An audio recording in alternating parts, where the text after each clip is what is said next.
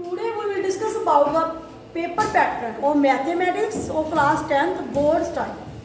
भी आपके पेपर में क्या क्या चेंजेस आई हैं, बोर्ड ने की हैं, ठीक है बेटा। क्योंकि जो पहले आता था हमारे पास उसमें बहुत ज़्यादा चेंजेस आई हैं। इस बार जो बोर्ड ने हमारे पास सैम्पल पेपर भेजे उसमें हमारे पास उन्होंने क्या भेजा है, देखो जो हमारा क्वेश्चन पेपर है उसमें वो आपके पास थ्योरी का होगा, कितने मार्क्स का होगा, वो आपके पास 80 मार्क्स। कितने मार्क्स का होगा बेटा? 80 मार्क्स का। जैसे तो आपका मैथ्स का पेपर टोटल कितने मार्क्स का होता है? टोटल मार्क्स कितने होते हैं? 100। उसमें से थ्योरी कितना हो गया? 80। और हमारे पास इंटरनल असेसमेंट कितने की होगी? इंटरनल असेसमेंट कितने की होगी बेटा?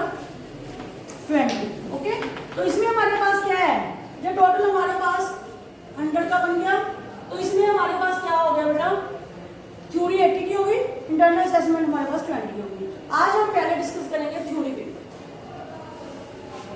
थ्योरी पेपर में हमारे पास क्या चेंजेस किए हैं बोर्ड ने? इस बार एक सैंपल पेपर भेजा है बोर्ड ने, उसमें क्या चेंजेस किए हैं? जो आपका पेपर है उसमें दो पार्ट्स होंगे, पार्ट ए और पार्ट बी।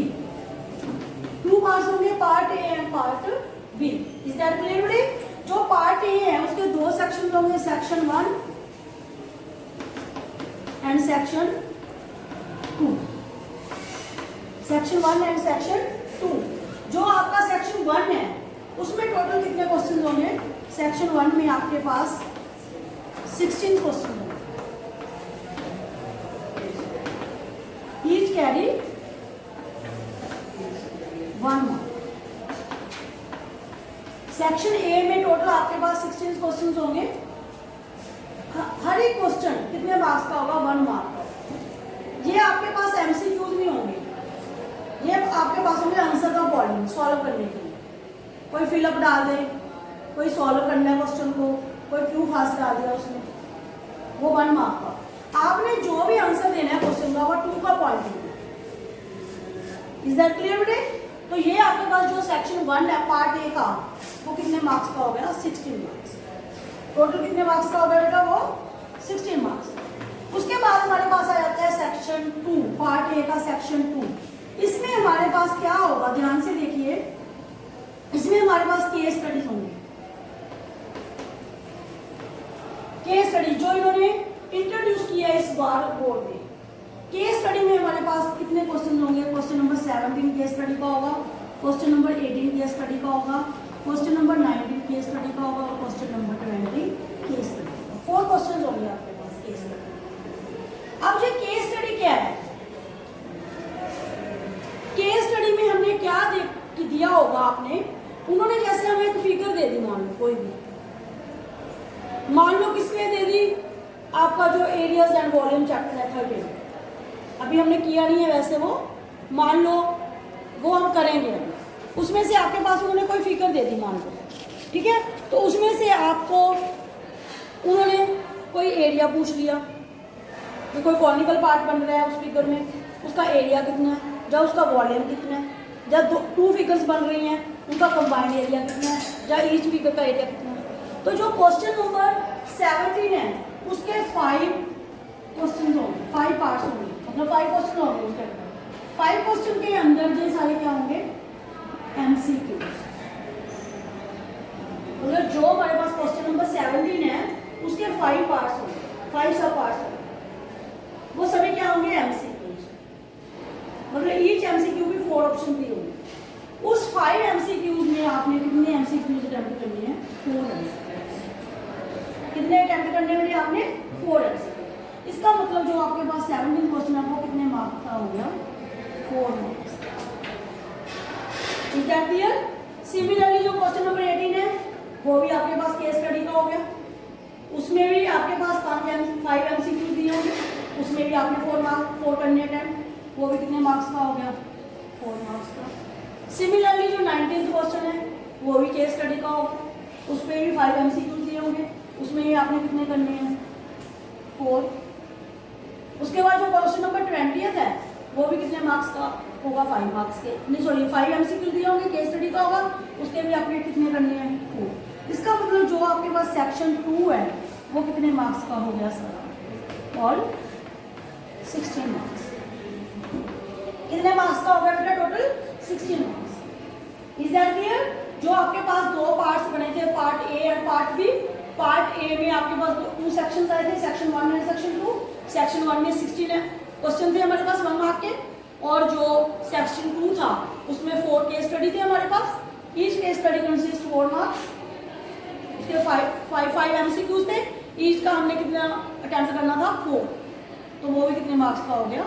16। इसका मतलब हमारे पास जो पार्ट ए है वो टोटल कितने मार्क्स का हो जाएगा? 32 मार्क्स।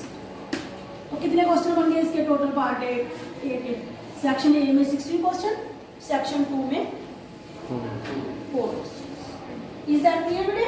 नेक्स्ट हम बात करते हैं पार्ट बी की। 21 से लेके 26 तक वो ईच क्वेश्चन कितने मार्क्स का होगा? 2 मार्क्स। ईच क्वेश्चन कितने मार्क्स का होगा? 2 मार्क्स। इसका मतलब ये कितने बन गए हमारे पास? 12। मीन्स क्वेश्चन नंबर 21 से 26 तक 2 मार्क्स थे ईच क्वेश्चन, तो वो कितने के बन जाएंगे? 12 मार्क्स। उसके बाद तो आपके पास क्वेश्चन नंबर 27 टू 33 होंगे, 7 क्वेश्चन। 27, 28, 29, 30, 31, 32, 33 7 क्वेश्चन होंगे। वो ईच क्वेश्चन कितने मार्क्स का होगा? Each question carries 3 marks. मुझे कितने मार्क्स के हो जाएंगे? 21 मार्क्स। तो 7 क्वेश्चन हो गए, ईच 3 मार्क्स का, तो कितने के हो जाएंगे? 21 मार्क्स। उसके बाद आपके पास जो क्वेश्चन नंबर 34 टू 36 होगा वो ईच क्वेश्चन कितने का होगा? 5 मार्क्स। कितने का होगा बेटा? 5 मार्क्स। तो वो 3 क्वेश्चन हो गए, 5 × 3 कितने हो गया? 15 मार्क्स। इट मीन्स जो आपके पास पार्ट बी है वो कितने मार्क्स का आ जाएगा? 2 मार्क्स के 6 क्वेश्चन कितने के हो जाएंगे? 12 मार्क्स के। 3 मार्क्स के 7 क्वेश्चन कितने के हो जाएंगे? 21 मार्क्स के। और जो हमारे पास 3 क्वेश्चन है 5 मार्क्स के, वो कितने के बन जाएंगे? Total 15 marks. इसका मतलब हमारे पास ये कितने मार्क्स का बन जाएगा? टोटल 40। मीन्स जो हमारे पास पार्ट ए है, पार्ट ए इसमें से हमारे पास कितने का हो जाएगा? 32 मार्क्स का। जो पार्ट बी है वो हमारे पास कितने मार्क्स का हो जाएगा? 48। टोटल कितने बन गए? 32 + 48 80 मार्क्स। तो थ्योरी हमारे पास कितनी थी बेटा? 80 मार्क्स। अब ये तो हो गया हमारा थ्योरी का पेपर। आगे हम बात करते हैं इंटरनल असेसमेंट। इंटरनल असेसमेंट में क्या है? जो आपके पीरियोडिक्स हुए हैं उनकी एवरेज, जो आपकी एक्टिविटीज चलती हैं उसके मार्क्स, कोई ग्रुप डिस्कशन होगी, कोई आपका क्विज होगा, कोई और होगा, ठीक है बेटा? वो सभी बेस्ड पे आपके मार्क्स ऐड होके पीरियोडिक के, कोई ग्रुप डिस्कशन के, कोई क्विज के, कोई एक्टिविटी है, कोई प्रैक्टिकल फाइल है, उसके मार्क्स हो गए आपके जो हम बना रहे हैं किसी भी टॉपिक में अलग अलग, वो टोटल करके कितने का बन जाएगा? 20 मार्क्स। कितने का बन जाएगा? 20 मार्क्स का। तो वो जो 20 मार्क्स का होगा वो क्या होगा? हमारी इंटरनल असेसमेंट। तो 80 + 20 कितना होगा हमारे पास? 100 मार्क्स। तो मैथ का पेपर हमारे पास क्या होगा? 100 मार्क्स। तो ये सभी क्वेश्चन आपके पास हैं। अब बात करते हैं चॉइस की। ये तो आपको डिस्कस कर दिया मैंने। अब आपको ये भी क्वेश्चन होगा ना अभी पेपर में, क्या चॉइस होगी? यस, पेपर में आपके पास चॉइस होगी, बट क्या होगी? Internal choice. इंटरनल चॉइस का क्या मीनिंग होता है बेटा? जैसे हमारे पास क्वेश्चन नंबर 5 दे दिया, उसके 2 क्वेश्चन दे दिए, बीच में और डाल दिया, वो होती है इंटरनल चॉइस। अगर हम ओवरऑल चॉइस की बात करें, जैसे हमें 10 क्वेश्चन टोटल दे दिए, उसमें से आपने 8 अटैम्प्ट करने हैं, तो वो होती है ओवरऑल चॉइस। आपको ओवरऑल चॉइस नहीं आएगी, आपको क्या आएगी? Internal choice. तो इंटरनल चॉइस में क्या होगा? हमारे पास 1 मार्क के क्वेश्चन में भी हो सकती है, 2 मार्क्स के क्वेश्चन में भी हो सकती है। इन्होंने लिखा है भी internal choice is provided in 2 question of 2 marks. 2 marks के 2 क्वेश्चन में होगी इंटरनल चॉइस, और 2 क्वेश्चन 3 मार्क्स के होगी, और 1 क्वेश्चन ऑफ 5 मार्क्स में। और जो 1 मार्क्स के क्वेश्चन है उसके 5 क्वेश्चन में इंटरनल चॉइस। वो किसी भी क्वेश्चन में हो सकती है, जैसे 5th क्वेश्चन में होगी, 7th क्वेश्चन में होगी, 10th क्वेश्चन में होगी। उसके मतलब 2 क्वेश्चन दे दिए, उसमें से 1 करना है। ये होती है इंटरनल चॉइस। तो आपने जो पेपर अटैम्प्ट करना है वो बिल्कुल ध्यान से करना है, क्योंकि आपका जो टाइम है मेन वो केस स्टडी पे लग सकता है, तो फिर उसको स्टडी करना, रिव्यू करना केस को, फिर उसके आंसर तो क्या पूछना है ध्यान से करिए। तो इसलिए अपने पेपर में टाइम को आपने ऐसे डिवोट करना है, समझ गए मेरी बात भी। आप पेपर को अटेम्प्ट करो, अच्छे से अटेम्प्ट करो, आपका कुछ छूटना भी नहीं चाहिए। मेरी बात समझ रहे हो ना।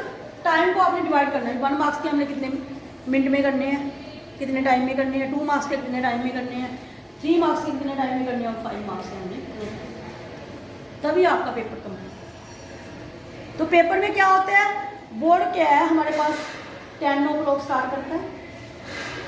सबसे पहले वो हमें क्वेश्चन पेपर या आंसर शीट देता है 15 मिनट्स के लिए, मतलब 10:30 तक वो क्वेश्चन पेपर और आंसर शीट हमें देगा। सिर्फ आपने आंसर शीट में पर्टिकुलर्स बनना है, आपका सब जो फ्रंट पेज होता है, क्वेश्चन पेपर को रीड करना है थोरोली। तो 10:30 पे आपने लिखना शुरू करना है। जो बोर्ड का भी टाइम चल रहा है, पीछे वाले टाइम का बता रही हूँ, अभी न्यू में पता नहीं क्या चेंज आएगी। 10:30 से 1:30 तक आपको 3 आवर्स मिलेंगे रीडिंग, मतलब पेपर रीड करने के लिए 15 मिनट अलग से मिलेंगे, शीट को फिल करने के लिए 15 मिनट्स अलग से मिलेंगे। तो 10:30 पे आपको लिखना स्टार्ट करना। बट वो 3 आवर्स, अगर आपका पेपर अच्छे से आता है, अगर वो 3 आवर्स भी आपके पास कम पड़ जाते हैं कई बार, क्योंकि हमें कई बार टाइम लग जाता है उसको, तो आपने ध्यान से करना है। एक तो पेपर में कटिंग नहीं करनी बिल्कुल, जो भी उसमें फिगर बनानी है वो आपने पेंसिल से बनानी है, ज्योमेट्रिकल इंस्ट्रूमेंट से बनानी है। कंस्ट्रक्शन आपकी तभी करेक्ट होगी अगर वो आर्क आपने ओवर रैपिंग नहीं की, उसमें ओवर राइटिंग नहीं है, क्लियर होनी चाहिए। पेंसिल बिल्कुल आपकी शार्प होनी चाहिए, जो भी हम कंस्ट्रक्शन बनाते हैं या कुछ करते हैं। क्वेश्चन आपको लिखने की जरूरत नहीं होती पेपर में, आपने आंसर नंबर डालना है, आंसर नंबर अपनी तरफ से नहीं डालना, आंसर नंबर आपने वही डालना है जो क्वेश्चन नंबर है पेपर में। Is that clear? If any doubt please tell me बेटा। Paper is clear all of you? Thank you.